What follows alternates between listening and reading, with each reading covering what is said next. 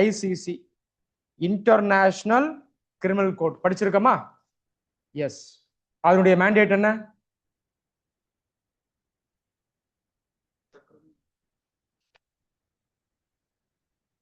படிச்சோமா இல்லையா? World's only and first criminal court. It is a tribunal. நம்ம படிச்சோமா இல்லையாங்க? It hears 4 types of crimes. What are they? Revise பண்ணல, தான் பிரச்சனை. Genocide, war crime, crimes against humanity, crime of aggression. 4 கிரைம்ஸையும் year பண்ணக்கூடிய criminal court தான் ICC. இல்லையா? படிச்சோமா? Online students உங்களுக்கு ஞாபகம் இருக்கா?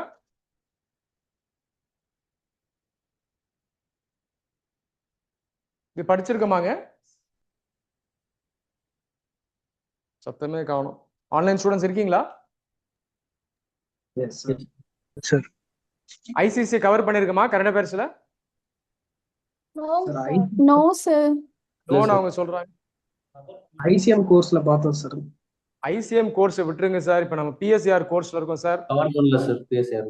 ஐசிஎம் கோர்ஸ் இல்லாதவங்க இதுல இருக்காங்க. PSIRல கவர் பண்ணல sir.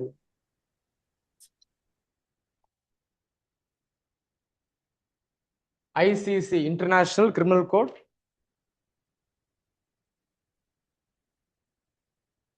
World's first and only permanent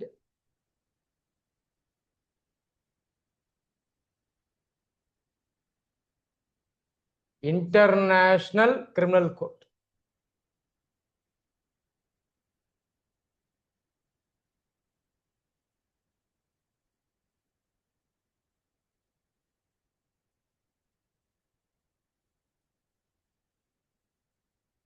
இந்த ஐசிசி எப்படி உருவாகுதுன்னா ஒரு சட்டத்தை வச்சு உருவாகுது. Rome statute.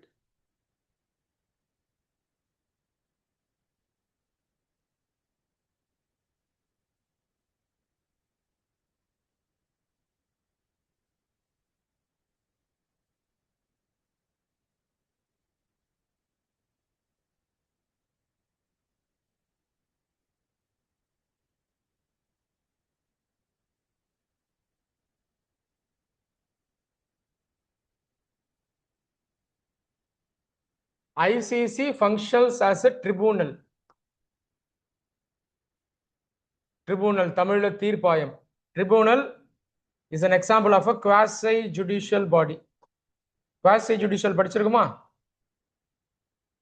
பகுதிசார் நீதிமன்றம். A body that does the functions of a court, but it is not a full-time court. Court மாதிரி செயல்படும், ஆனா முழு நேர நீதிமன்றம் கிடையாது. பேர் என்ன? குவாசி ஜுடிஷியல் பாடி. அதுக்குள்ள ஒரு வரக்கூடிய ஒரு பாடி ட்ரிபியூனல். இந்த ட்ரிபியூனல்ஸ் பார்த்தீங்கன்னா ஏதாவது ஒரு பர்டிகுலர் ஏரியா அல்லது டொமைன் அதுல ஃபங்க்ஷன் பண்ணுவாங்க. அப்படி பார்க்கும்பொழுது ஐசிசி எந்த டொமைன்ல ஒர்க் பண்ணுது? இன்டர்நேஷனல் கிரைம்ஸ், சர்வதேச குற்றங்கள்.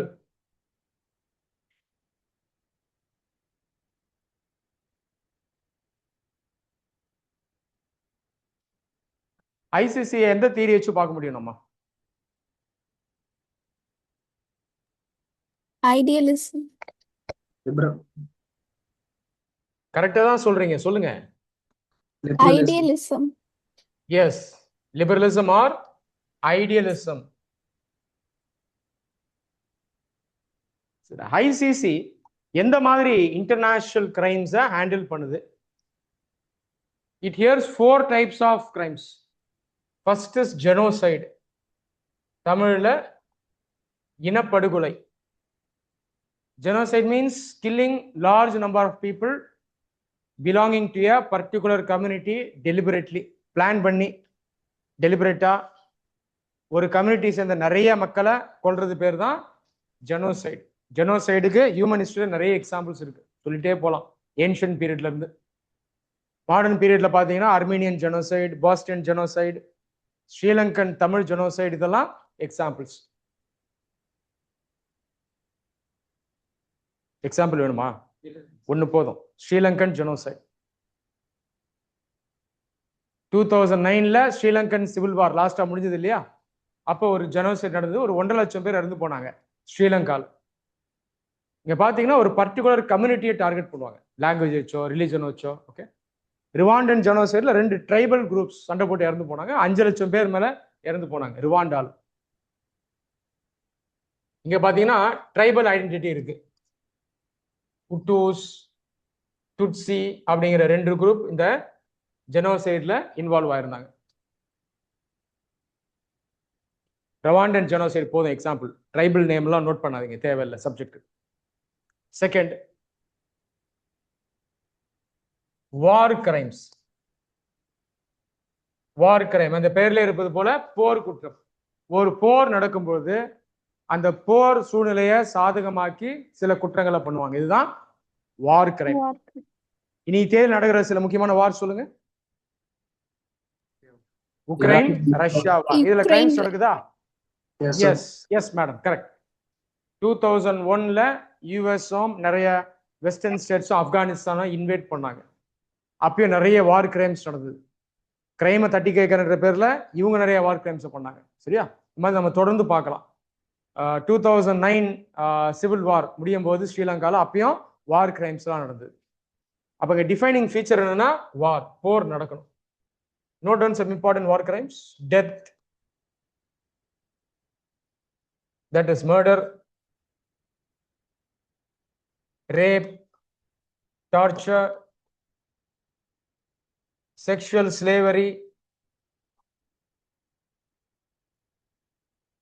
mutilation. Mutilation உயிரை கொல்ல மாட்டாங்க, பட் ஹெவியா இன்ஜூர் பண்ணிடுவாங்க. இதான் மியூட்டிலேஷன். நிறைய வார் கிரைம்ஸ் இருக்கு. இதெல்லாம் முக்கியமான வார் கிரைம்ஸ். யூசிங் சைல்டு சோல்ஜர்ஸ், இதுவும் வார் கிரைம் தான். அல் கெய்தா, எல்டிடி மேலாம் அந்த குற்றச்சாட்டு இருக்கு. சைல்டு சோல்ஜர்ஸ் யூஸ் பண்ணிருக்காங்க. சில்ட்ரனை நம்ம வாருக்கு யூஸ் பண்ணக்கூடாது, தப்பு. It's a crime. நேச்சுரலாவே என்ன சொல்லுதுன்னா சில்ட்ரனை யூஸ் பண்ணக்கூடாதுன்னு சொல்லுது. Natural law is moral laws that are inherently present in nature. Positive law, man-made law. Next,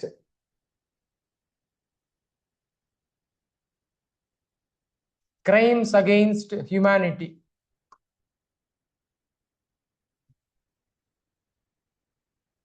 The first 3 crimes பாத்தீங்கன்னா ஸ்டேட் ஆக்டர்ஸும் பண்ணுவாங்க, நான் ஸ்டேட் ஆக்டர்ஸும் பண்ணுவாங்க. ஸ்ரீலங்கன் சிவில் வார்ல state actor Sri Lankan army was accused of genocide, war crimes. Non-state actor LTT was also accused of genocides and war crime. Ukraine ரஷ்யாலையும் பாருங்க, state actors non state actor 2 பேரும் அக்யூஸ் ஆயிருக்காங்க.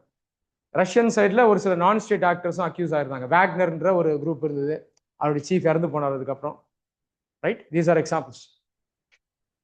Crimes against humanity similar to war crimes. இதுவும் போர் குற்றங்கள் மாதிரி தான். ஆனா இது போர் சூழ்நிலையில தான் நடக்கணும்ன்ற அவசியம் இல்லை, மற்ற நேரத்திலும் நடக்கலாம். It can happen during peace times also. This is called crimes against humanity. இதற்கு ஒரு எக்ஸாம்பிள் சொல்லுங்க.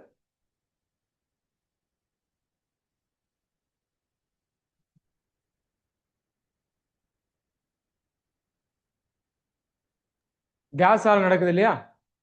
Israel's occupation of Gaza and commission of crimes against the people. போர் முடிஞ்சிருச்சுல்ல, அதனால கிரைம் இருக்கா?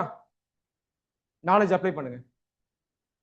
கரண்ட் அஃபேர்ஸ்ல சப்ஜெக்ட் நாலேஜ் அப்ளை பண்ணணும். ஜிஎஸ்சியும் பண்ணணும், ஆப்ஷன்லையும் பண்ணணும். புரியுதா சொல்றது? வேற எங்கேயாவது கிரைம்ஸ் அகெயின்ஸ்ட் ஹியூமனிட்டி இப்ப இருக்கா? இப்ப நடக்குதா?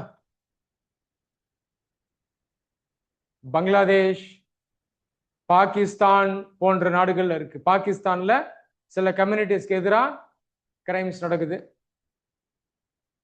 பங்களாதேஷ்லயும் பாத்தீங்கன்னா சில கம்யூனிட்டிஸ்க்கு எதிராக நடக்குது. மெயினா இந்த நாடுகள்ல நான் முஸ்லிம்ஸ்க்கு எதிராக இருக்கும். இஸ்லாம் ரிலீஜனுக்குள்ளேயே சில செக்டுக்கு எதிராக இருக்கும்.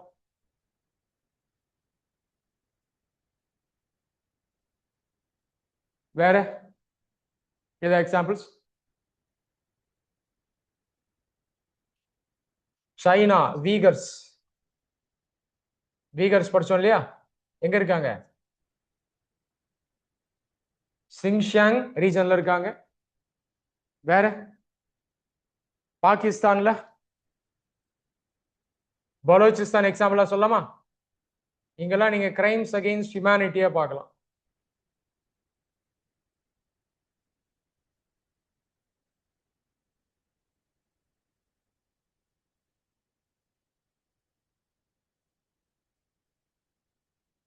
அடுத்து crime of aggression.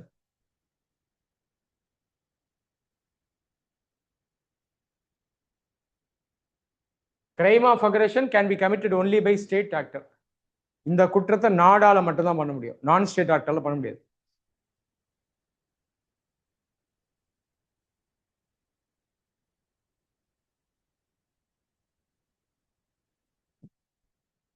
Crime of அக்ரஷன்ல அந்த நாடு என்ன பண்ணுவாங்கன்னா இன்னொரு நாட்டை வந்து அச்சுறுத்துவாங்க, தாக்குவாங்க அல்லது ஆக்கிரமிப்பு பண்ண முயற்சி பண்ணுவாங்க. One state May threaten, attack R invade and other state. புரியுதா? எக்ஸாம்பிள் சொல்லுங்க இதுக்கு. Israel, Palestine. US's threat on Greenland. Yes, Israel's expansion into Palestine. Its threat to expand further into Gaza in Palestine. Where? PRC's threat on ROC, Taiwan. North Korea, south Korea ஒருத்தருக்கு ஒருத்தர் அவங்க accuse பண்றாங்க. Crime of aggression. Pakistan against India, நாம பண்றது இல்ல, பாகிஸ்தான் பண்றாங்க. Crime of aggression.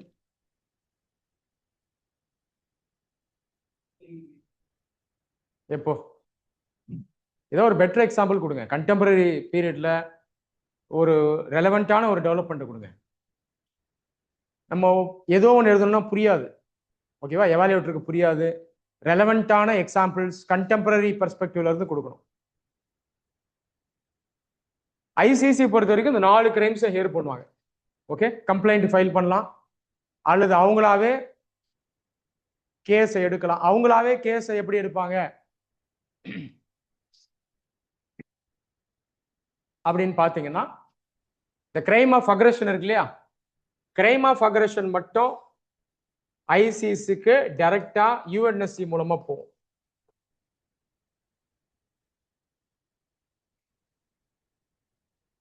இந்த 4th crime மட்டும் கண்ட்ரிஸ் கம்ப்ளைண்டா கொண்டு போக முடியாது. யார் கொண்டு போகணும்? யுஎன்எஸ்சி தான் கொண்டு போகணும். மற்ற 3 கிரைம்ஸும் டைரக்டா ஐசிசி ஹியர் பண்ணலாம். ஐசிசியுடைய டிராபேக் என்ன அப்படின்னு பாத்தீங்கன்னா, ஐசிசியால அரெஸ்ட் வாரண்ட் தான் இஷ்யூ பண்ண முடியும். அவங்களுக்குன்னு தனியா ஃபோர்ஸ் கிடையாது. ஒரு கண்ட்ரிக்கு மிலிட்ரி இருக்க மாதிரி யாரு கிடையாது, ஐசிசி கிடையாது. கான்செப்ட்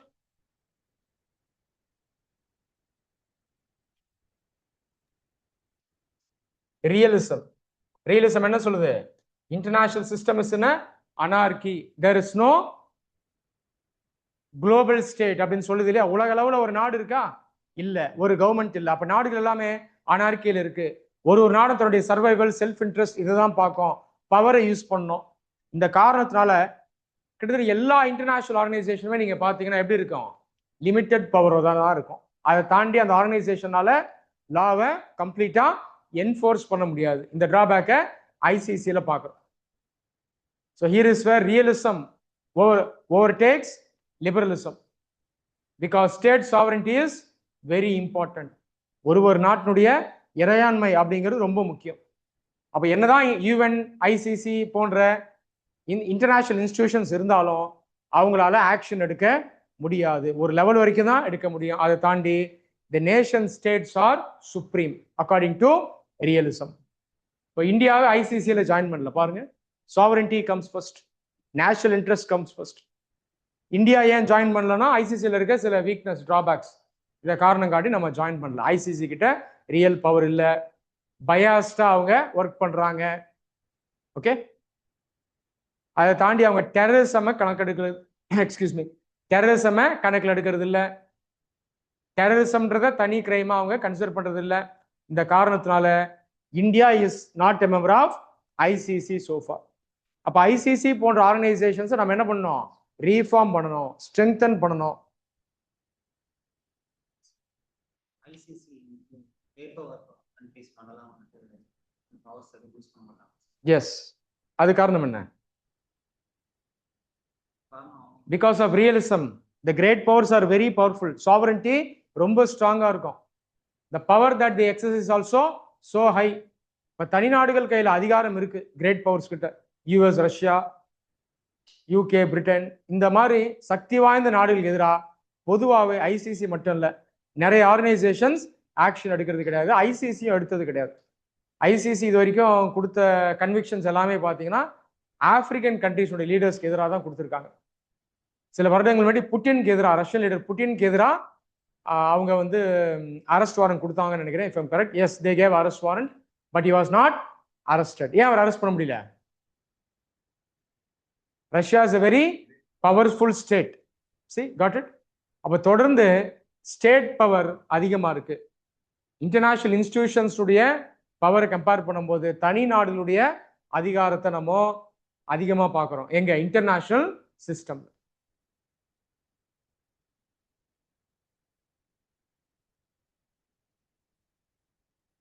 இப்போ இஸ்ரேல் என்ன சொல்றாங்க? ஐசிசிக்கு எதிராகவும் அவங்க ஸ்டேட்மெண்ட் கொடுத்துருக்காங்க.